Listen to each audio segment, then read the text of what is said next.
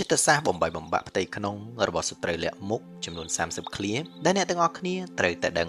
យុទ្ធសាស្ត្រនៃការបំបីបំបាក់នេះប្រៀបបាននឹងមេរោគដ៏កាចសាហាវដែលស៊ីរូងផ្ទៃក្នុងនៃសហគមន៍ឬក៏គ្រួសាររបស់យើងឲ្យពុកផុយដោយមិនដឹងខ្លួនរហូតតតែអ្វីៗហួសពេលនិងស្រោចស្រង់ទើបយើងភ្ញាក់រលឹកមើលឃើញការពិតនៃសោកនាដកម្មនេះដើម្បីមានទុនក្នុងការការពារខ្លួនពីឧបាយកលដ៏ពឹសពុលទាំងនេះយើងបានចងក្រងសម្រងចិត្តសាស្ត្រចំនួន30ឃ្លាដើម្បីលាតត្រដាងពីមុខមាត់ពិតនិងវិធីសាស្ត្រការពារខ្លួនពីសត្រូវលាក់មុខដែលយើងគ្រប់រូបមិនគួរមើលរំលងឡើយ1ការសង្ស័យគ្នាឯងគឺជាអាវុធដ៏មុតស្រួយបំផុតនិងចំណាយដើមទុនតិចបំផុតដែលសត្រូវលាក់មុខផ្ដល់ឲ្យយើងកាន់អ្នកគួរតែចាប់អារម្មណ៍នៅពេលដែលនរណាម្នាក់ចូលមកសួរអ្នកនៅសំណួរដែលជាលក្ខណៈស្ទីបស្ទង់ជាជាងការផ្ដល់ព័ត៌មានត្រង់ៗពួកគេមិនចោទប្រកាន់ចំទេប៉ុន្តែពួកគេប្រើប្រាស់ប្រយោគដូចជាតើបងប្រកាសចិត្តទេថាគាត់ស្មោះត្រង់ឬខ្ញុំមិនចង់និយាយទេតែខ្ញុំមើលឃើញកាយវិការរបស់គាត់ដូចជាប្លែកៗគំនិតនេះគឺពួកគេព្យាយាមដាក់សញ្ញាសួរនៅក្នុងខួរក្បាលរបស់អ្នកចំពោះមនុស្សដែលអ្នកទុកចិត្តបំផុតប្រសិនបើអ្នកស្រាប់តែមានអារម្មណ៍មិនស្រួលឬចាប់ផ្ដើមចាប់កំហុសដៃគូរបស់អ្នកទាំងដែលគ្មានរឿងអ្វីកើតឡើងសោះឬក៏មានអារម្មណ៍ថាការដកដង្ហើមរបស់អ្នកមិនស្រួលទេពេលដែលឃើញមុខគេនោះគឺជាសញ្ញាគ្រាប់ពូជនៃការសង្ស័យត្រូវបានបញ្ចូលទៅក្នុងចិត្តរបស់អ្នកដោយជោគជ័យហើយការសង្ស័យគឺជាគ្រាប់ពូជនៃសេចក្តីវិនាសដែលសត្រូវអាចដាំបានយ៉ាងងាយស្រួលបំផុតដែលមិនចាំបាច់ប្រើកម្លាំងបាយអ្វីទាំងអស់នៅពេលដែលវាចាប់ផ្ដើមដុះនៅក្នុងចិត្តរបស់យើងហើយវានឹងធ្វើឲ្យអ្នកមើលឃើញមិត្តភក្តិខ្លួនឯងคล้ายទៅជាសត្រូវដោយស្វ័យប្រវត្តិអាវុធនេះមិនចំណាយប្រាក់ទិញកំភ្លើងទេប៉ុន្តែវាបំផ្លាញទំនុកចិត្តដែលជារបាំងការពារដ៏រឹងមាំបំផុតរបស់យើងឲ្យរលាយបាត់ទៅសត្រូវគ្រាន់តែអង្គុយមើលយើងកាប់សម្លាប់គ្នាឯងតាមរយៈការមិនទុកចិត្តគ្នានេះដោយក្តីរីករាយនិងគ្មានការប្រឹងប្រែងដូច្នេះហើយប្រសិនបើយើងមិនមានស្មារតីរឹងមាំដើម្បីទប់ស្កាត់វាទេយើងនឹងក្លាយជាអ្នកចាញ់ដែលមានរបួសផ្លូវចិត្តធ្ងន់ធ្ងរបំផុត 2. សត្រូវមិនចាំបាច់បញ្ចេញកម្លាំងវាយប្រហារទេគេគ្រាន់តែធ្វើឲ្យយើងលែងទុកចិត្តគ្នានោះកម្លាំងសាមគ្គីរបស់យើងនឹងរលាយដោយឯងល្បិចនេះស្ដែងចេញតាមរយៈការបដូរពាក្យនិងការបកស្រាយខុសអ្នកនឹងសង្កេតឃើញថារឿងរ៉ាវតូចតាចមួយដែលត្រូវបានគេយកទៅនិយាយតៗគ្នាដោយបន្ថែមអត្ថន័យថ្មីដែលធ្វើឲ្យអ្នកស្ដាប់មានការយល់ច្រឡំឧទាហរណ៍មិត្តរបស់អ្នកនិយាយថាខ្ញុំរវល់តែអ្នកនាំសា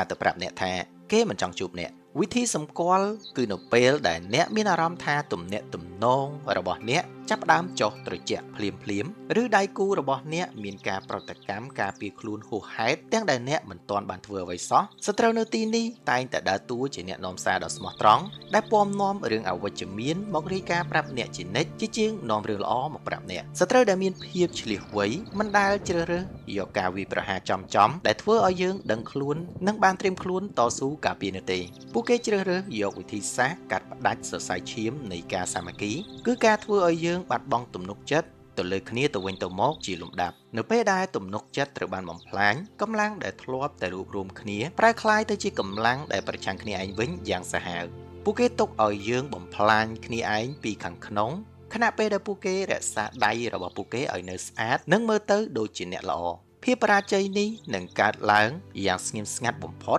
ប៉ុន្តែលទ្ធផលរបស់វាគឺជាការដួលរលំទាំងស្រុងដែលមិនអាចស្ដារឡើងវិញបាននោះឡើយ3ពាក្យចចាមអារាមដែលគ្មានប្រភពច្បាស់លាស់គឺជាក្របបែកពេលវេលាដែលសត្រូវកប់ទុកនៅក្នុងចិត្តរបស់អ្នកដើម្បីបំផ្ទុះទំនាក់ទំនងវិធីសម្គាល់ច្បាស់បំផុតគឺនៅពេលដែលយើងឮឃ្លានិយាយថាគេនិយាយថា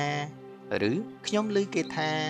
ដោយមិនហ៊ានបញ្ជាក់ឈ្មោះប្រភពច្បាស់លាស់ព័ត៌មានប្រភេទនេះតែងតែមកដល់ត្រចៀកអ្នកក្នុងលក្ខណៈសម្ងាត់និងមានល្បឿនលឿនខុសពីធម្មតាជាពិសេសក្នុងពេលដែលក្រុមមានបញ្ហាមួយវិញទៀតព័ត៌មាននោះត្រូវបានរចនាឡើងដើម្បីភ្ញូចអារម្មណ៍របស់អ្នកឲ្យខឹងភ្លាមឬភ័យខ្លាចភ្លាមដោយមិនទុកពេលឲ្យអ្នកពិចារណាឡើយប្រសិនបើអ្នកទទួលបានព័ត៌មានមួយដែលធ្វើឲ្យអ្នកចង់ផ្ទុះកំហឹងភ្លាមហើយអ្នកផ្ដល់ព័ត៌មាននោះទទូចឲ្យអ្នកជឿដោយមិនចាំបាច់សួររកម្ចាស់ខ្លួននោះហើយគឺជាក្របបែកពាក្យចចាមអារាមពិតប្រាកដពាក្យចចាមអារាមដែលគ្មានប្រភពច្បាស់លាស់មិនមែនគ្រាន់តែជាពាក្យសម្ដីធម្មតាទេតែវាគឺជាពិសដែលជ្រៀតចូលទៅក្នុងខួរក្បាលដែលសត្រូវបានបង្កើតវាឡើងដើម្បីកប់នៅក្នុងចិត្តរបស់យើង ហើយរងចាំឲ្យពេលវេលាដែលយើងទន់ខ្សោយបំផុតទើបវាចាប់ផ្ដើមបញ្ចេញឥទ្ធិពលវាប្រៀបបាននឹងក្របបែកពេលវេលាដែលត្រូវបានកំណត់ម៉ោងយ៉ាងច្បាស់លាស់ដើម្បីបំផ្ទុះទំនាក់ទំនងដ៏ល្អឲ្យខ្ទេចខ្ទីក្នុងមួយប្រព្រឹត្តភ្នែកខណៈពេលដែលយើងអាចនឹងភ្លេចវាមួយរយៈប៉ុន្តែនៅពេលដែលមានចំនួនបន្តិចបន្តួចពាក្យទាំងនោះនឹងត្រឡប់មកដុតបញ្ឆេះកំហឹងយើងវិញការមិនចេះច្រោះយកព័ត៌មានគឺជាការអនុញ្ញាតឲ្យសត្រូវដាក់ក្របបែកនេះនៅក្នុងផ្ទះរបស់យើងដោយស្របច្បាប់4ពួកគេមិនបង្កើតស្នាមប្រេះថ្មីទេប៉ុន្តែពួកគេគ្រាន់តែចាក់ទឹកចូលទៅក្នុងស្នាមប្រេះនៃទំនាក់ទំនងដែលមានស្រាប់រួចរងចាំឲ្យវារីកធំយើងអាចសម្គាល់ល្បិចនេះបាននៅពេលដែលយើងឃើញនរណាម្នាក់ព្យាយាមរំលឹកកំហុសចាស់ៗឬប្រៀបធៀបក្នុងពេលដែលយើងកំពុងតែមានចំនួនបន្តិចបន្តួចជាមួយដៃគូពួកគេនឹងប្រើពាក្យដូចជា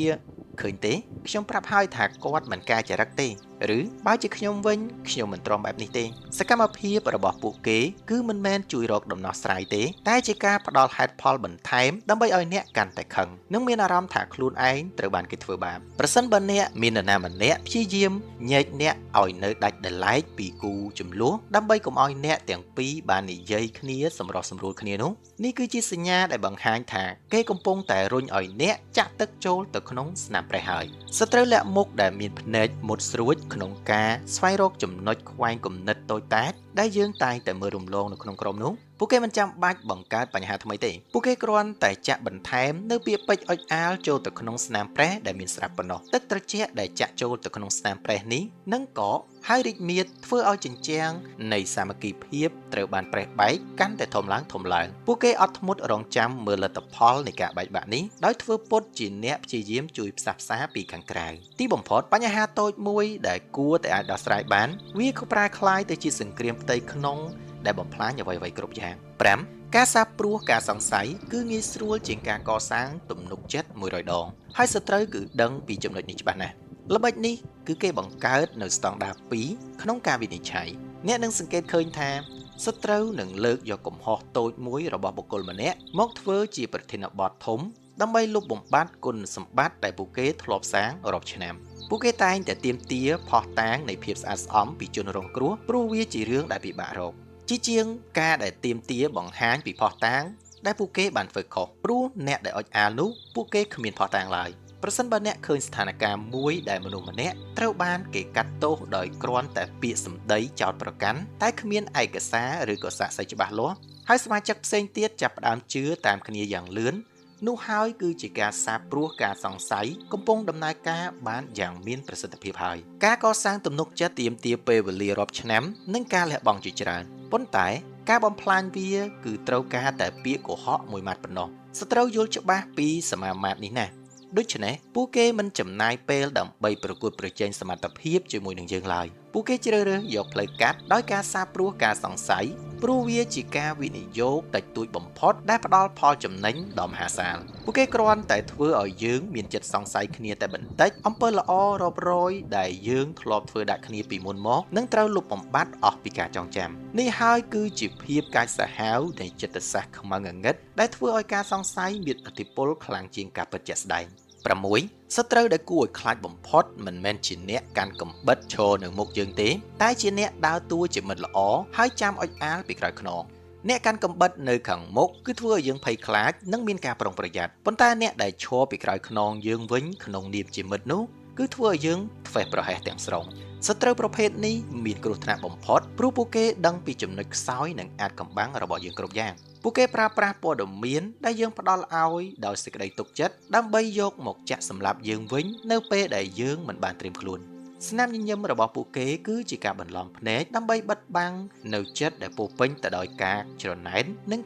ការគុំគួនការប្រយុទ្ធជាមួយសត្រូវបែបនេះគឺជារឿងដ៏ពិបាកបំផុតព្រោះយើងមិនដឹងថាត្រូវលើកខែលការពារពីទិសណាមកទេ7ដៃដែលអង្អែលខ្នងយើងអាចជាដៃដែលកំពុងកាន់កំបិតហើយមាត់ដែលកំពុងតែសរសើរយើងអាចជាមាត់ដែលកំពុងផ្លុំភ្លើងកំហឹងយើងនៅក្នុងពិភពនៃល្បិចកលការបង្ហាញកាយវិការស្រឡាញ់រាប់អានមិនមែនសុទ្ធតែចេញពីចិត្តស្មោះនោះទេដៃដែលអង្អែលខ្នងដើម្បីលួងលោមអាចជាដៃតែមួយដែលកំពុងតែរងចាំឱកាសដើម្បីចាក់យើងពីក្រោយខ្នងនៅពេលដែលយើងភ្លេចខ្លួន ពាក្យសរសើរដែលពួកគេនិយាយគឺគ្រាន់តែជាការបញ្ឆេះភាពអាត្មានិយមរបស់យើងឲ្យកាន់តែក្រអឺតក្រទមដើម្បីងាយស្រួលគ្រប់គ្រងយើងប៉ុណ្ណោះពួកគេប្រើប្រាស់ភាពផ្អែមល្ហែមដើម្បីបិទបាំងនៅចេតនាដ៏ខ្មៅងងឹតរបស់ពួកគេដែលធ្វើឲ្យយើងមើលមិនឃើញពីការពិតដូច្នេះហើយយើងត្រូវតែចេះស្ដាប់ដោយការពិចារណាមិនមែនស្ដាប់ដោយការពេញចិត្តតែមួយមុខនោះទេ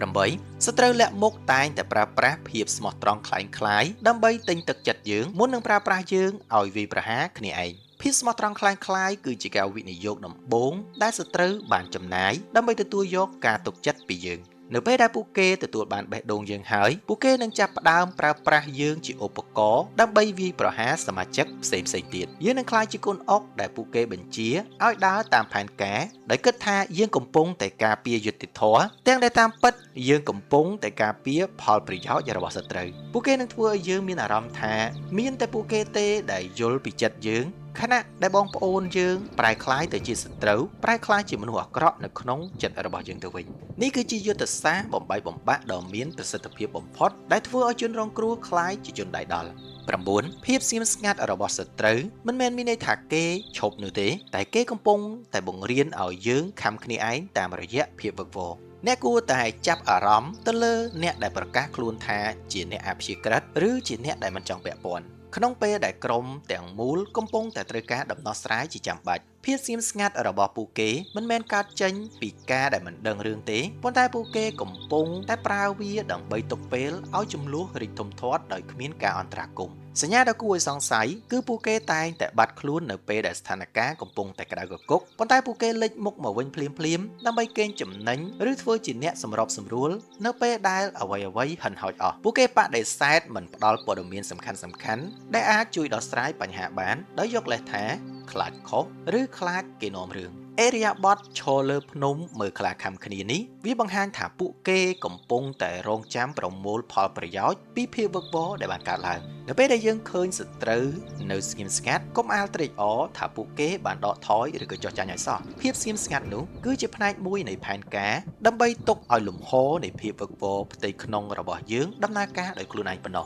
ពួកគេដឹងថានៅពេលដែលស្ថានភាពច្របូកច្របល់យើងនឹងចាប់ផ្ដើមបន្ទោសគ្នាទៅវិញទៅមកដោយគ្មានហេតុផលការដកខ្លួនរបស់ពួកគេគឺគ្រាន់តែជាការឈរមើលពីចម្ងាយដើម្បីកុំឲ្យយើងដឹងថាពួកគេគឺជាអ្នកបង្កហេតុពិតប្រាកដប៉ុណ្ណោះនៅក្នុងកលៈទេសៈនេះកំហឹងរបស់យើងនឹងត្រូវបានបង្វែរចេញពីសត្រូវមកដាក់លើគ្នាឯងវិញ10អ្នកឈ្នះក្នុងសង្គ្រាមលាក់មុខគឺជាអ្នកដែលពូកែគ្រប់គ្រងអ្នកដទៃមិនមែនជាអ្នកដែលមានអាវុធខ្លាំងនោះទេសង្គ្រាមចិត្តសាស្ត្រមិនត្រូវការក្រកំភ្លើងទេតែវាត្រូវការសមត្ថភាពក្នុងការអានចិត្តនិងបញ្ជាអារម្មណ៍របស់គូប្រជែងអ្នកដែលចេះធ្វើឲ្យគេខឹងធ្វើឲ្យគេខ្លាចឬធ្វើឲ្យគេលោភលន់គឺជាអ្នកដែលអាចកាច់ចង្កូតស្ថានភាពបានទាំងមូលសត្រូវប្រើប្រាស់ចំណុចនេះដើម្បីធ្វើឲ្យយើងបាត់បង់ម្ចាស់ការនិងធ្វើឲ្យមានសកម្មភាពឆោឡោដែលនាំមកនូវផលវិបាកមកដល់ខ្លួនយើងពួកគេឈ្នះដោយមិនចាំបាច់ប្រឡាក់ដៃទេព្រោះយើងបានបរាជ័យក្នុងការគ្រប់គ្រងចិត្តរបស់ខ្លួនឯងហើយដូច្នេះអាវុធពិតប្រាកដនៅក្នុងសមរភូមិនេះគឺសតិសម្បញ្ញៈមិនមែនជាកម្លាំងបាយឡើយ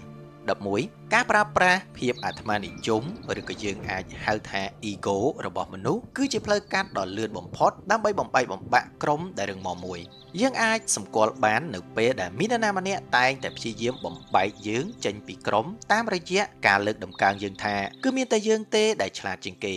ឬក្រុមនេះកំពុងតែទាញយើងឲ្យធ្លាក់ចុះហើយពួកគេមិនដែលជំរុញឲ្យយើងចែករំលែកភាពជោគជ័យជាមួយក្រុមឡើយប៉ុន្តែពួកគេបែរជាខ្សឹបប្រាប់យើងថាភាពជោគជ័យនេះគឺកើតចេញពីយើងតែម្នាក់សុទ្ធសាធល្បិចនេះគឺធ្វើឡើងដើម្បីបង្កើតជញ្ជាំងនៃភាពក្រអឺតក្រទមដែលខាំងយើងមិនឲ្យស្ដាប់យោបល់របស់អ្នកដទៃព្រោះយើងគិតថាពួកគេមិនដល់កម្រិតរបស់យើងប្រសិនបើយើងចាប់ផ្ដើមមានអារម្មណ៍ថាអ្នកដទៃនៅក្នុងក្រុមគឺសុទ្ធតែជាបន្ទុកហើយមានតែបុគ្គលម្នាក់នោះទេដែលយល់ពីតម្លៃរបស់យើងនោះគឺជាសញ្ញាដែលបង្ហាញថាគេកំពុងតែចិញ្ចឹម ego របស់យើងដើម្បីបំផ្លាញយើងហើយមនុស្សគ្រប់រូបតែងតែមានភាពអាត្មានិយមនិងចង់ឲ្យគេទទួលយកតម្លៃរបស់ខ្លួន ដែលនេះគឺជាចំណុចខ្សោយដ៏ធំបំផុតសត្រូវនឹងចូលមកលើកជើងបុគ្គលនោះឲ្យមានអារម្មណ៍ថាខ្លួនឯងខ្លាំងជាងគេនិងសំខាន់ជាងគេនៅក្នុងក្រុមនៅពេលដែលយើងឲ្យភាពសំខាន់ទៅលើខ្លួនយើងធំជាងភាពសំខាន់នៃក្រុមការសហការគ្នានឹងត្រូវបានជំនួសដោយការប្រកួតប្រជែង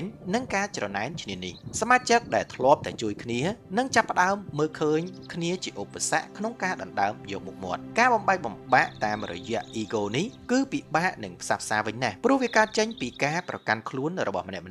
12សត្រូវលើកជើងអ្នកដើម្បីឲ្យអ្នកមើងងាយអ្នកដទៃនោះហើយគឺជាការចាប់ផ្ដើមនៃការបែកបាក់ពីខាងក្នុងពាក្យសរសើរពីសត្រូវមិនមែនជាការផ្ដល់តម្លៃទេតែវាជាថ្នាំពុលដែលធ្វើឲ្យយើងស្រវឹងនឹងអំណាចคล้ายៗនៅពេលដែលយើងចាប់ផ្ដើមជឿថាខ្លួនឯងពូកែឥតខ្ចោះយើងនឹងចាប់ផ្ដើមមើលងាយសមត្ថភាពនិងបន្ទាបតម្លៃរបស់អ្នកដទៃដែលនៅជុំវិញខ្លួនអាកប្បកិរិយានេះនឹងបង្កើតឲ្យមានគម្លាតនិងការអន់ចិត្តនៅក្នុងក្រុមដែលមិនអាចជៀសផុតបានឡើយសត្រូវចង់ឃើញយើងមានរឹកពីខ្ពស់កប់ពពកដើម្បីឲ្យយើងបាត់បង់ការគ្រប់គ្រងពីមូលដ្ឋានខាងក្រោមហើយនៅពេលដែលយើងនៅម្នាក់ឯងនោះហើយគឺជាពេលដែលយើងងាយរងគ្រោះបំផុត13កំហឹងគឺជាឧបករណ៍បញ្ជាពីចម្ងាយរបស់សត្រូវនៅពេលដែលយើងខឹងខ្វះការពិចារណាគឺយើងកំពុងតែដើរតាមល្បែងដែលសត្រូវបានរៀបចំហើយសូមសង្កេតមើលពេលវេលាដែលពួកគេជ្រើសរើសដើម្បីផ្ដល់ព័ត៌មានអាក្រក់មកឲ្យយើងជាពិសេសគឺនៅមុនពេលដែលយើងត្រូវធ្វើការសម្រេចចិត្តសំខាន់ៗឬមុនពេលដែលយើងត្រូវចូលប្រជុំពួកគេតែងតែប្រើប្រាស់ពាក្យកន្លឹះដែលពួកគេដឹងច្បាស់ថាជាចំណុចរសើបរបស់យើងដើម្បីឲ្យយើងផ្ទុះកំហឹងភ្លាមៗនៅចំពោះមុខសាធារណជនយើងនឹងសង្កេតឃើញថាបន្ទាប់ពីឆ្កឹះឲ្យយើងខឹងហើយពួកគេនឹងថយក្រោយធ្វើជាអ្នកសម្របសម្រួលឬធ្វើមុខស្លូតត្រង់ដើម្បីឲ្យយើងមើលទៅដូចជាមនុស្សកាចសាហាវគ្មានហេតុផលប្រសិនបើយើងតែងតែមានអារម្មណ៍ថាដាវឆេវនិងបាត់បង់ម្ចាស់ការរាល់ពេលដែលបុគ្គលនោះនិយាយមកកាន់យើងនោះហើយគឺបង្ហាញថាគេកំពុងតែកាន់តេឡេបញ្ជាអារម្មណ៍របស់យើងយ៉ាងពេញទំហឹងហើយកំហឹងគឺជាស្ថានភាពដែលខួរក្បាលឈប់ដំណើរការដោយហេតុផលហើយជំនួសមកវិញដោយប្រតិកម្មដែលខ្វះការគិតពិចារណាសត្រូវតែងតែព្យាយាមចាក់ឆ្កឹះឲ្យយើងខឹងព្រោះពួកគេដឹងថាមនុស្សនៅពេលដែលខឹងតែងតែសម្រេចចិត្តខុសរាល់ពាក្យសម្ដីឬក៏ទង្វើដែលយើងធ្វើទាំងកំហឹងវានឹងក្លាយទៅជាអាវុធដែលសត្រូវយកមកវាយបកយើងនៅពេលក្រោយបានប្រសិនបើយើងមិនអាចគ្រប់គ្រងកំហឹងរបស់ខ្លួនឯងបានទេគឺស្មើនឹងយើងប្រគល់តេឡេបញ្ជាជីវិតយើងទៅឲ្យសត្រូវកាន់ហើយជ័យជំនះនឹងជារបស់អ្នកដែលមានចិត្តត្រជាក់ជាងគេមិនមែនជាអ្នកដែលមានចិត្តឆេវឆាវជាងគេនោះទេ14ព័ត៌មានមិនពិតតែមួយឃ្លាគឺមានឥទ្ធិពលជាងកងទ័ពរាប់ម៉ឺននាក់ប្រសិនបើវាបាញ់ចំចំណុចខ្សោយនៃចិត្តនិងភាពភ័យខ្លាចរបស់មនុស្សព័ត៌មានដែលពួកគេតែងតែផ្ដល់ឲ្យតែងតែមានលក្ខណៈបន្ទាន់និងមានការគំរាមកំហែងដល់សុវត្ថិភាពឬផលប្រយោជន៍របស់យើងដូចជាគេកំពុងរៀបផែនការកម្ចាត់យើងហើយពួកគេនិយាយបែបនេះដោយគ្មានភស្តុតាងជាក់លាក់ទេលក្ខណៈពិសេសគឺពួកគេតែងតែហាមមិនឲ្យយើងនឹងទៅសួរនាំឬក៏ផ្ទៀងផ្ទាត់ជាមួយម្ចាស់ដើមនៃរឿងឡើយដោយយកលេសថាខ្លាចបែកការឬយើងទុកមុខឲ្យគេជាដើមពួកគេប្រើប្រាស់ភាពភ័យខ្លាចរបស់យើងដើម្បីជំរុញឲ្យយើងធ្វើសកម្មភាពការពារខ្លួនទាំងដែលតាមពិតវាគឺជាការវាយប្រហារទៅលើមិត្តភ័ក្តិរបស់យើងដោយមិនដឹងខ្លួនប្រសិនបើព័ត៌មានមួយធ្វើឲ្យយើងភ័យស្លន់ស្លោរហូតបាត់បង់ការពិចារណាហើយអ្នកផ្ដល់ព័ត៌មាននោះជំរុញឲ្យយើងប្រតិកម្មភ្លាមៗនោះគឺជាអន្ទាក់នៃព័ត៌មានคล้ายៗហើយនៅក្នុងសម័យកាលនៃសង្គ្រាមព័ត៌មានពាក្យកុហកដែលបានរៀបចំយ៉ាងល្អអាចកំទេចសង្គមមួយបានទាំងមូលសត្រូវសិក្សាពីអ្វីដែលយើងខ្លាចបំផុតហើយបង្កើតរឿងដែលតាក់ទងនឹងភាពភ័យខ្លាចនោះដើម្បីឲ្យយើងភ័យស្លន់ស្លោនៅពេលដែលមនុស្សភ័យខ្លាចពួកគេនឹងលែងជឿជាក់ទៅលើអ្នកដឹកនាំលែងទុកចិត្តទៅលើប្រព័ន្ធការពារខ្លួនហើយព័ត៌មានคล้ายៗនោះនឹងរីករាលដាលដោយភ្លើងឆេះព្រៃដោយគ្មាននរណាអាចទប់ស្កាត់បានទាន់ពេលវេលាឡើយនេះហើយគឺជាការវាយប្រហារទៅលើចិត្តសាស្ត្រនៃមហាជនដែលមានឥទ្ធិពលខ្លាំងជាងការទម្លាក់ក្របែកទៅទៀត15ការបែកបាក់ផ្ទៃក្នុងគឺកើតឡើងនៅពេលដែលប្រយោជន៍ផ្ទាល់ខ្លួន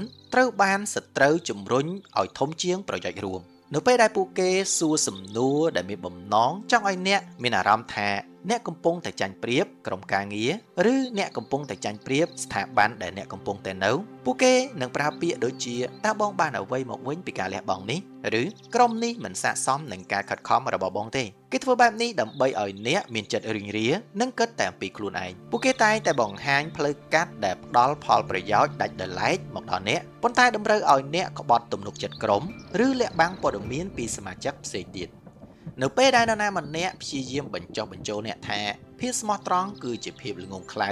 ហើយភាពអាត្មានិយមគឺជាភាពឆ្លៀសវៃនោះគឺជាសញ្ញាដែលបង្ហាញថាពួកគេកំពុងតែបំបែកអ្នកចេញពីកម្លាំងសាមគ្គីហើយក្រុមមួយអាចរស់នៅបានដរាបណាផលប្រយោជន៍រួមត្រូវបានដាក់ពីលើផលប្រយោជន៍បុគ្គលប៉ុន្តែសត្រូវនឹងព្យាយាមបញ្ចុះបញ្ចូលសមាជិកម្នាក់ៗថាពួកគេកំពុងតែខាតបង់នៅពេលដែលពួកគេនៅជាមួយក្រុមនេះពួកគេនឹងបង្ហាញនៅនុយនៃផលប្រយោជន៍ផ្ទាល់ខ្លួនដើម្បីទាក់ទាញចិត្តឲ្យសមាជិកក្បត់នឹងឧត្តមគតិដើមហើយនៅពេលដែលគ្រប់គ្នាចាប់ផ្ដើមគិតតែអំពីខ្លួនឯងទូកដែលយើងកំពុងតែជិះរួមគ្នានឹងត្រូវលិចព្រោះតែគ្មានអ្នកចង់ចៅទៅមុខ16បន្ទាយដែលរឹងមាំរបស់ក្រុមតែងតែត្រូវបានដួលរលំពីខាងក្នុងដោយសារតែជនក្បត់និងការបែកបាក់ជាជាងការវាយប្រហារឬក៏វាយសម្រុកពីខាងក្រៅសញ្ញាដែលបង្ហាញថាសហគមន៍របស់យើងកំពុងតែត្រូវបានវាយពីខាងក្នុងគឺលេចឡើងនៅបពុនិយមយ៉ាងច្បាស់ក្រឡែតយើងនឹងមើលឃើញថាសមាជិកលែងការពារផលប្រយោជន៍រួមទៀតហើយពួកគេបែរជាការពារតែមនុស្សមួយក្រុមតូចរបស់ពួកគេយ៉ាងងងឹតងងុលសត្រូវលាក់មុខនៅទីនោះគឺជាអ្នកដែលដើរប្រាប់អ្នកថាបើយើងមិនការពារគ្នាយើងទេនោះពួកគេនឹងជន់ជើងគេធ្វើបែបនេះដើម្បីបង្កើតជញ្ជាំងបំបែកយើងឲ្យនៅក្នុងផ្ទះតែមួយភាពមិនប្រក្រតីមួយទៀតគឺព័ត៌មានសម្ងាត់នៃការប្រជុំផ្ទៃក្នុងតែងតែបែកធ្លាយទៅដល់ដៃគូប្រជែងខាងក្រៅយ៉ាងលឿនដែលបញ្ជាក់ថាមានជនក្បត់ឬក៏មានរនុកក្នុងកំពុងតែបំពេញការងារយ៉ាងសកម្មនៅក្នុងសហគមន៍យើងហើយប្រវត្តិសាស្ត្របានបង្ហាញជាច្រើនដងមកហើយថាអាណាចក្រធំគឺមិនដែលដួលរលំដោយសារតែសត្រូវខាងក្រៅសុទ្ធសាធនោះទេតែដួលរលំគឺដោយសារតែភាពទន់ខ្សោយពីខាងក្នុងជញ្ជាំងខ្ពស់និងក្រាស់អាចការពារក្រកំភ្លើងបានប៉ុន្តែมันអាចការពារចិត្តដែលបែកបាក់គ្នាបាននោះទេនៅពេលដែលមនុស្សនៅក្នុងបន្ទាយលែងទុកចិត្តគ្នាពួកគេនឹងបើកទ្វារបន្ទាយឲ្យសត្រូវចូលមកដោយដៃរបស់ពួកគេផ្ទាល់សត្រូវដឹងរឿងនេះច្បាស់ណាស់ដូច្នេះពួកគេមិនចំណាយពេលវាយជញ្ជាំងទេតែពួកគេចំណាយពេលទិញទឹកចិត្តមនុស្សនៅក្នុងបន្ទាយហើយភាពរឹងមាំពិតប្រាកដគឺមិនស្ថិតនៅលើសំណង់ទេតែស្ថិតនៅលើចិត្តរបស់មនុស្ស17នៅពេលដែលយើងឆ្លោះគ្នាឯងសត្រូវគឺគ្រាន់តែឈរមើលហើយទះដៃព្រោះយើងកំពុងតែបំពេញបេសកកម្មជំនួសគេហើយអ្នកគួរតែសង្ស័យនៅពេលដែលស្រាប់តែមានការថមថយសម្ពាធពីខាងក្រៅខុសពីធម្មតាក្នុងពេលដែលផ្ទៃក្នុងកំពុងតែមានចំនួនសត្រូវមិនវាយប្រហារអ្នកទេព្រោះពួកគេចង់ទុកកម្លាំងឲ្យអ្នកវាយប្រហារគ្នាឯងល្បិចកលដ៏ខ្មៅងងឹតបំផុតគឺពួកគេអាចនឹងផ្ដល់ជំនួយដូចជាព័ត៌មានឬក៏ធនធានឲ្យទៅភាគីទាំងសងខាងនៃចំនួនដើម្បីធានាថាភ្លើងនៃសង្គ្រាមនេះមិនងាយរលត់បានឡើយប្រសិនបើអ្នកមើលឃើញអ្នកខាងក្រៅធ្លាប់តែប្រឆាំងនឹងអ្នកបែរជាមកសរសើរអ្នកថាក្លាហានដែលហ៊ានតតាំងជាមួយមេដឹកនាំឬមិត្តរួមក្រុមខ្លួនឯងនោះគឺពួកគេកំពុងតែទះដៃអបអរសាទរនៃវិនាសកម្មរបស់អ្នកហើយបេសកកម្មរបស់សត្រូវគឺចង់ឃើញយើងវិនាសប៉ុន្តែប្រសិនបើពួកគេអាចឲ្យយើងធ្វើវាដោយខ្លួនឯងបាននោះគឺជាជោគជ័យដ៏ត្រចះត្រចង់បំផុតរាល់ពាក្យជេរប្រមាថនិងរាល់ការវាយប្រហារដែលយើងធ្វើដាក់គ្នាឯងគឺជាការផ្ដល់កាដូដល់សត្រូវដោយមិនដឹងខ្លួនពួកគេនឹងសើចចំអកឲ្យភាពល្ងងខ្លៅរបស់យើងដែលចាញ់បោកការញុះញង់ដ៏សាមញ្ញរបស់ពួកគេយើងត្រូវតែភ្ញាក់រលឹកខ្លួនថារាល់ពេលដែលយើងឆ្លោះគ្នាគឺយើងកំពុងតែធ្វើជាទាហានឲ្យសត្រូវប្រឆាំងខ្លួនឯងហើយការបញ្ឈប់ចំនួនផ្ទៃក្នុងគឺជាការទះកំភ្លៀងសត្រូវដ៏ឈឺចាប់បំផុតមួយដៃ18ជ័យជំនះរបស់សត្រូវលាក់មុខគឺនៅពេលដែលយើងមើលមុខគ្នាឡើងត្រង់ហើយចាត់ទុកបងប្អូនឯងជាសត្រូវសញ្ញាដែលបញ្ជាក់ថាសត្រូវទទួលបានជ័យជំនះពេញលេញគឺនៅពេលដែលខ្សែភ្នែករបស់យើងគឺពោរពេញទៅដោយការសង្ស័យចំពោះមនុស្សដែលយើងធ្លាប់តែស្រឡាញ់ស្ថានភាពនេះបង្កើតឲ្យមានបរិយាកាសដ៏អាប់អួរដែលមិនអាចឲ្យកិច្ចសហប្រតិបត្តិការណាមួយកើតឡើងបានឡើយយើងនឹងចំណាយពេលដើម្បីការពារខ្លួនពីគ្នាឯងជាជាងការពារក្រុមពីសត្រូវការផ្លាស់ប្ដូរការយល់ឃើញនេះគឺជាការបាត់បង់ដ៏ធំធេងនៃធនធានមនុស្សនិងស្មារតីជាក្រុមនៅពេលដែលបងប្អូនខ្លាចជាសត្រូវនោះសត្រូវពិតប្រាកដនឹងខ្លាចជាចៅហ្វាយនាយរបស់យើង19ដើមឈើធំមិនដួលព្រោះតែខ្ចប់ជូរទេតែវាដួលរលំដោយសារតែសត្វល្អិតតូចៗដែលស៊ីរូងពីខាងក្នុងល្បិចនេះគឺស្ដែងឡើងតាមរយៈការធ្វើឲ្យរឿងខុសឆ្គងខ្លាចជារឿងធម្មតាអ្នកនឹងឃើញថាបញ្ហាតូចតាចដូចជាការមកយឺតការនិយាយដើមគ្នាការកេងបន្លំតិចតួចត្រូវបានគេមើលរំលងដោយពាក្យថារឿងប៉ុណ្ណឹងសោះកុំប្រកាន់អីសត្រូវឬអ្នកដែលសត្រូវប្រើនឹងព្យាយាមរារាំងមិនឲ្យមានការកែតម្រូវចំពោះកំហុសឆ្គងតូចតាចឡើយដោយចោទអ្នកដែលចង់កែតម្រូវថាជាមនុស្សមានគំនិតចាស់គំរិល ការប្រមូលផ្ដុំនៃបញ្ហាតូចៗដែលមិនត្រូវបានដោះស្រាយទាំងនេះវានឹងបង្កើតជារូងដ៏ធំមួយដែលធ្វើឲ្យក្រុមទាំងមូលនឹងរលំភ្លាមៗនៅពេលដែលជួបព្យុះតែបន្តិចប៉ុណ្ណោះដើមឈើដែលមានឫសមាំអាចទប់ទល់នឹងព្យុះបានប៉ុន្តែវាគ្មានការការពារចំពោះសត្វល្អិតតូចៗដែលជ្រៀតចូលស៊ីស្នូលរបស់វានោះទេសត្វល្អិតទាំងនោះប្រៀបបាននឹងការសង្ស័យពាក្យចចាមអារាមដែលបំផ្លាញកោសិកានៃការសាមគ្គីម្ដងបន្តិចយើងតែងតែមើលរំលងបញ្ហាតូចតាចទាំងនេះរហូតទាល់តែដើមឈើទាំងមូលត្រូវរលំចុះដោយមិនមានខ្យល់បក់សោះការបំផ្លិចបំផ្លាញពីខាងក្នុងគឺមានភាពស្ងៀមស្ងាត់និងគ្រោះថ្នាក់ជាងការវាយប្រហារពីខាងក្រៅឆ្ងាយណាស់ដូច្នេះការថែរក្សាសុខភាពផ្ទៃក្នុងនៃក្រុមគឺសំខាន់ជាងការបង្ហាញភាពអស្ចារ្យនៅខាងក្រៅទៅទៀត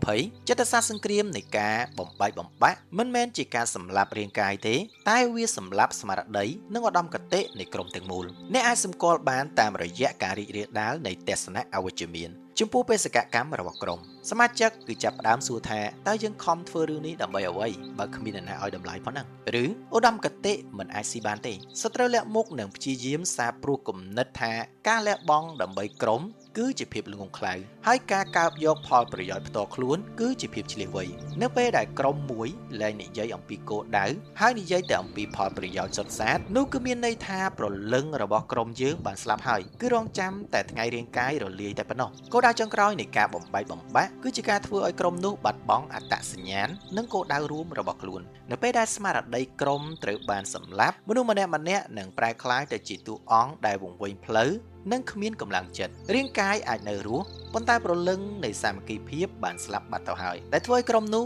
លែងមានន័យអ្វីទៀតឡើយសត្រូវចង់បំផ្លាញនៅអ្វីដែលយើងជឿជាក់និងអ្វីដែលយើងតស៊ូដើម្បីវាការបាត់បង់ស្មារតីនិងឧត្តមគតិគឺជាការស្លាប់ដែលឈឺចាប់ជាងការស្លាប់រាងកាយទៅទៀត21ដើម្បីគ្រប់គ្រងក្រុមមួយសត្រូវធ្វើឲ្យពួកគេមានអារម្មណ៍ថាពួកគេជាជនរងគ្រោះនៃគ្នាទៅវិញទៅមកជាជាងជនរងគ្រោះនៃការញុះញង់សត្រូវមានជំនាញក្នុងការបង្វែរមុខព្រួញនៃកំហុសដោយធ្វើឲ្យយើងគិតថាមិត្តរួមក្រុមគឺជាអ្នកបង្កបញ្ហាពួកគេបង្កើតសាច់រឿងដែលធ្វើឲ្យយើងម្នាក់ៗមានអារម្មណ៍ថាខ្លួនឯងត្រូវបានគេកេងចំណេញឬត្រូវបានគេមើលរំលងដោយសមាជិកផ្សេងៗតាមរយៈការតាំងខ្លួនជាជនរងគ្រោះយើងនឹងមានអារម្មណ៍ថាយើងមានសិទ្ធិវាយបកវិញដើម្បីយុត្តិធម៌ផ្ទាល់ខ្លួនរបស់យើងគំនិតនេះគឺបានបិទបាំងការពិតដែលថាអ្នកបង្កបញ្ហាពិតប្រាកដគឺជាអ្នកដែលកំពុងញុះញង់នៅខាងក្រៅឆាកទេដរាបណាយើងនៅតែចង្អុលមុខគ្នាឯងយើងនឹងមិនអាចរកឃើញមុខឃាតករពិតប្រាកដឡើយ22ការស្ដាប់ដោយត្រចៀកធ្ងន់និងការគិតដែលហេតុផលគឺជាខែលការពារដ៏ស័ក្តិសិទ្ធិបំផុតក្នុងការប្រឆាំងនៃការបែកបាក់ត្រចៀកធ្ងន់មិនមែនមានន័យថាថ្លង់ទេតែមានន័យថាមិនឆាប់ជឿពាក្យគេដែលងាយៗដោយគ្មានការពិចារណានៅពេលដែលយើងទទួលបានព័ត៌មានដែលអាក្រក់ពីនរណាម្នាក់យើងត្រូវតែយកវាមកថ្លឹងថ្លែងជាមួយនឹងហេតុផលនិងផុសតាងជាមុនសិនខែលការពារនេះនឹងជួយច្រោះរាល់ពិសដែលសត្រូវព្យាយាមចាក់បញ្ចូលមកក្នុងចិត្តរបស់យើងមនុស្សដែលមានបញ្ញានិងមានត្រចៀកដ៏ល្អគឺមិនងាយនឹងក្លាយជាឧបករណ៍របស់សត្រូវឡើយនេះគឺជាគុណធម៌ដែលថ្នាក់ដឹកនាំនិងសមាជិកគ្រប់រូបត្រូវតែមានដើម្បីរក្សាសន្តិភាពផ្ទៃក្នុង23ការបែកបាក់ដ៏មានប្រសិទ្ធភាពបំផុតរបស់សត្រូវគឺធ្វើឲ្យពួកគេគិតថាការបែកបាក់គឺជាគំនិតរបស់ពួកគេផ្ទាល់កំពូលនៃសិល្បៈក្នុងការគ្រប់គ្រងចិត្តគឺជាការធ្វើឲ្យជនរងគ្រោះគិតថាផ្លូវដែលពួកគេដើរគឺជាការសម្រេចចិត្តរបស់ពួកគេផ្ទាល់សត្រូវគ្រាន់តែដាក់ពាក្យមួយឃ្លាឬបង្កើតស្ថានភាពមួយហើយទុកឲ្យយើងជាអ្នកសន្និដ្ឋាននិងសម្រេចចិត្តដើរចេញពីគ្នាវិធីនេះគឺធ្វើឲ្យសត្រូវរួចខ្លួនពីការទទួលខុសត្រូវហើយយើងនឹងមិនដែលសង្ស័យថាមានគេនៅពីក្រោយរឿងនេះទេយើងនឹងមានមោទនភាពចំពោះការសម្រេចចិត្តខុសឆ្គងនោះរហូតទាល់តែអ្វីៗហួសពេលទើបយើងដឹងខ្លួនថាការលេងល្បិចកម្រិតខ្ពស់បែបនេះគឺទាមទារឲ្យយើងមានការវិភាគស៊ីជម្រៅបំផុត24នៅពេលដែលការពិតត្រូវបានលាយឡំជាមួយនឹងការភូតភរការសម្រេចចិត្តដោយអារម្មណ៍នឹងនាំទៅរកសោកនាដកម្មសត្រូវកម្រនឹងប្រើពាក្យកុហកសុទ្ធសាធណាស់ព្រោះវាងាយនឹងចាប់បានដូច្នេះពួកគេតែងតែយកការប៉ັດខ្លះមកលាយឡំជាមួយនឹងការកុហកវិធីនេះគឺធ្វើឲ្យព័ត៌មានរបស់ពួកគេមើលទៅគួរឲ្យជឿនិងធ្វើឲ្យយើងមានអារម្មណ៍ច្របូកច្របល់ប្រសិនបើយើងប្រើប្រាស់អារម្មណ៍ដើម្បីវិនិច្ឆ័យក្នុងស្ថានភាពនេះយើងនឹងធ្លាក់ចូលទៅក្នុងអន្ទាក់យ៉ាងពិតប្រាកដសោកនាដកម្មគឺបានកើតឡើងនៅពេលដែលយើងយកការប៉ັດតែពាក់កណ្ដាលមកធ្វើជាមូលដ្ឋានក្នុងការកាត់សេចក្តីឬក៏ដាក់ទោសគ្នាឯងយើងត្រូវតែស្វែងរកការពិតទាំងស្រុងមុននឹងឈានទៅដល់ការសន្និដ្ឋានណាមួយ25 សត្រូវលាក់មុខខ្លាចបំផុតគឺមនុស្សដែលមានសតិរឹងមាំនិងមានសាមគ្គីភាពដែលមិនអាចទិញបានដោយលុយឬពាក្យបញ្ជោមនុស្សដែលមានសតិរឹងមាំគឺជាឧបសគ្គដ៏ធំបំផុតដែលសត្រូវលាក់មុខមិនអាចយកឈ្នះបានដោយងាយឡើយនៅពេលដែលលុយកាក់ឬក៏ពាក្យសរសើរមិនអាចទិញឧត្តមគតិរបស់យើងបានយុទ្ធសាស្ត្ររបស់ពួកគេនឹងត្រូវបានបរាជ័យទាំងស្រុងសត្រូវខ្លាចបំផុតគឺក្រុមដែលមានបេះដូងតែមួយនិងមានការយល់ចិត្តគ្នាយ៉ាងជ្រាលជ្រៅដែលមិនអាចបំបែកបានពួកគេនឹងដកថយដោយឯងនៅពេលដែលគេឃើញថាគ្រប់ព្រុញពឹសដែលពួកគេបាញ់មកគឺត្រូវបានទប់ស្កាត់ដោយខែលនៃសច្ចធម៌ភាពបរិសុទ្ធនៃចិត្តរបស់យើងគឺជាភ្លើងដែលបំភ្លឺឲ្យឃើញនៅគ្រប់ល្បិចកលរបស់ពួកគេ26កុំឆាប់ជឿពាក្យអ្នកខាងក្រៅដែលស្គាល់គ្នាមួយថ្ងៃហើយយកទៅវាយប្រហារអ្នកខាងក្នុងដែលរួមសុខទុក្ខជាមួយគ្នាមួយជីវិតវាជារឿងដ៏គួរឲ្យសោកស្ដាយបំផុតដែលឃើញមនុស្សជាច្រើនបោះបង់មិត្តភាពយូរឆ្នាំព្រោះតែពាក្យសម្ដីរបស់អ្នកថ្មីដែលទើបតែនឹងស្គាល់អ្នកដែលរួមសុខទុក្ខជាមួយយើងបានបង្ហាញពីភាពស្មោះត្រង់តាមរយៈទង្វើជាច្រើនកន្លងមកហើយចំណែកឯអ្នកខាងក្រៅគឺទើបតែមកដល់ទេគ្រាន់តែពាក្យសម្ដីផ្អែមល្ហែមប៉ុណ្ណឹងមិនទាន់មានអ្វីបញ្ជាក់ពីទឹកចិត្តពិតរបស់ពួកគេទេការលក់ទំនុកចិត្តចាស់ដើម្បីទិញយកភាពពេញចិត្តថ្មីគឺជាការរកស៊ីដែលខាតបង់បំផុតនៅក្នុងជីវិតយើងត្រូវចេះផ្ដល់តម្លៃទៅដល់ពេលវេលានិងអនុស្សាវរីយ៍ដែលបានសាងជាមួយគ្នាកន្លងមក27ភ្លើងឆេះព្រៃផ្ដើមចេញពីកន្ទុយបារីតូចមួយឯការបែកបាក់ជាតិគឺផ្ដើមចេញពីពាក្យសម្ដីអុចអាលដែលយើងមើលរំលងសត្រូវលាក់មុខគឺពូកែពន្លើសរឿងតូចឲ្យទៅជារឿងធំណាស់ពួកគេនឹងចាប់ផ្ដើមចាប់យកកំហុសអចេតនាបន្តិចបន្តួចរបស់សមាជិកណាម្នាក់ដូចជាការនិយាយខុសមួយម៉ាត់ឬក៏មិនបានបំពេញកិច្ចការត្រឹមត្រូវមួយដងពួកគេនឹងយកវាមកធ្វើជាប្រធានបទដេញដោលមិនចេះចាប់មិនចេះហើយគឺហាក់ដូចជាអក្រិតកម្មអញ្ចឹងពួកគេនឹងសួរដេញដោលថាតើទង្វើនេះអាចទទួលយកបានដែរឬទេពួកគេធ្វើបែបនេះដើម្បីកៀងគរការគ្រប់គ្រងឲ្យស្អប់បុគ្គលនោះប្រសិនបើយើងសង្កេតឃើញថាបញ្ហាតូចមួយត្រូវបានគេលើកយកមកប្រជុំវែកញែកអស់រាប់ម៉ោងដោយមិនរកដំណោះស្រាយតែបែរជាបញ្ចប់ទៅដោយការបែកបាក់ផ្លូវចិត្តនោះគឺមានន័យថាអ្នកកំពុងតែយកសាំងមកចាក់លើកន្ទុយបារីហើយយើងមិនត្រូវមើលស្រាលពាក្យសម្ដីអុចអាលតូចតាចថាជារឿងលេងសើចនោះទេព្រោះវាអាចនឹងក្លាយទៅជាមហន្តរាយនៅថ្ងៃក្រោយដូចគ្នានឹងភ្លើងដែលឆេះបំផ្លាញអ្វីៗគ្រប់យ៉ាងដែលវាចាប់ផ្ដើមពីកន្ទុយបារីដែលយើងបោះចោលដោយមិនខ្វល់តែប៉ុណ្ណោះពាក្យសម្ដីដែលយើងគិតថាគ្មានន័យវាអាចជាការចាប់ផ្ដើមនៃការបង្កើតបកពួកនិងការរើសអើងនៅក្នុងក្រុមប្រសិនបើយើងពន្លត់វាទាន់ពេលវេលាពេលដែលវានៅតូចយើងនឹងអាចសង្គ្រោះស្ថានភាពធំបានហើយការប្រុងប្រយ័ត្នចំពោះរឿងតូចតាចនេះគឺជាគន្លឹះនៃការការពារសុវត្ថិភាពដ៏ធំធេង28ភាពល្ងង់ខ្លៅក្នុងការវិភាគស្ថានភាពនិងការខ្វះការទុកចិត្តគ្នាគឺជាការបើកទ្វារចំហឲ្យធំបំផុតឲ្យសត្រូវដើរចូលមកហើយសត្រូវមិនអាចចូលមកក្នុងផ្ទះរបស់យើងបានទេប្រសិនបើយើងមិនបើកទ្វារឲ្យពួកគេចូលមកនោះទ្វារនោះគឺសាងឡើងពីភាពល្ងង់ខ្លៅដែលមិនចេះវិភាគរកការពិតនិងភាពសង្ស័យដែលគ្មានមូលដ្ឋាននៅពេលដែលយើងខ្វះបញ្ញាក្នុងការពិចារណាយើងនឹងក្លាយទៅជាអ្នកដែលអញ្ជើញសត្រូវមកឲ្យកាន់កាប់យើងដោយខ្លួនឯងការបិទទ្វារនេះគឺទាមទារឲ្យមានការសិក្សារៀនសូត្រនិងការកសាងទំនុកចិត្តឲ្យរឹងមាំជានិច្ចកុំឲ្យភាពល្ងង់ខ្លៅរបស់យើងคล้ายទីជាកម្រាលព្រំក្រហមសម្រាប់ស្វាគមន៍សត្រូវ29ការធ្វើឲ្យមានអារម្មណ៍ថាមិនមានសុវត្ថិភាពគឺជាយុទ្ធសាស្ត្រដំបូងរបស់សត្រូវដើម្បីឲ្យយើងចាប់ផ្ដើមការពារខ្លួនដោយការវាយប្រហារគ្នាឯងល្បិចនេះគឺជាការបង្កើតសេណារីយ៉ូនៃការក្បត់សត្រូវតែងតែមកប្រាប់យើងថាប្រយ័ត្នខ្លួនផងខ្ញុំឃើញគេខ្សឹបគ្នាទំនងជាកំពុងនិយាយពីអ្នកឯងឬគេកំពុងតែរៀបចំផែនការទម្លាក់អ្នកហើយពួកគេនិយាយបែបនេះទាំងដែលគ្មានផុសតាំងអ្វីសោះគោលបំណងគឺធ្វើឲ្យអ្នកមានអារម្មណ៍ថាគ្មានសុវត្ថិភាពនៅក្នុងផ្ទះរបស់ខ្លួនឯងជាលទ្ធផលអ្នកនឹងចាប់ផ្ដើមការពារខ្លួនដោយការវាយប្រហារគេមុនឬដាក់កំហិតតឹងរឹងទៅលើកូនចៅឬក៏សមាជិកក្រុមប្រសិនបើអ្នករស់នៅក្នុងស្ថានភាពដែលត្រូវប្រយ័ត្នគ្រប់ពេលនៅចំពោះមុខមនុស្សដែលធ្លាប់ទុកចិត្តនោះវាគឺមានន័យថាអ្នកកំពុងតែបញ្ចេញផ្សែងពុលនៃភាពភ័យខ្លាចរបស់អ្នកទៅកាន់ពួកគេហើយសភាវគតិរបស់មនុស្សគឺតែងតែវិបកនៅពេលដែលមានអារម្មណ៍ថាខ្លួនឯងកំពុងតែស្ថិតនៅក្នុងគ្រោះថ្នាក់សត្រូវបង្កើតបរិយាកាសមិនមានសុវត្ថិភាពដើម្បីជំរុញឲ្យសភាវគតិនេះដំណើរការខុសទិសដៅយើងនឹងចាប់ផ្ដើមសង្ស័យថាដៃគូរបស់យើងគឺជាអ្នកគំរាមកំហែងយើងហើយយើងនឹងវាយប្រហារពួកគេមុនដើម្បីការពារខ្លួននេះគឺជាការបង្កើតសង្គ្រាមស៊ីវិលខ្នាតតូចដែលសត្រូវចង់បានបំផុតដូច្នេះនៅពេលដែលអ្នកមានអារម្មណ៍ថាមិនមានសុវត្ថិភាពចូលស្វែងរកប្រភពពិតប្រាកដជាជាងការវាយប្រហារមនុស្សដែលនៅជុំវិញខ្លួនយើង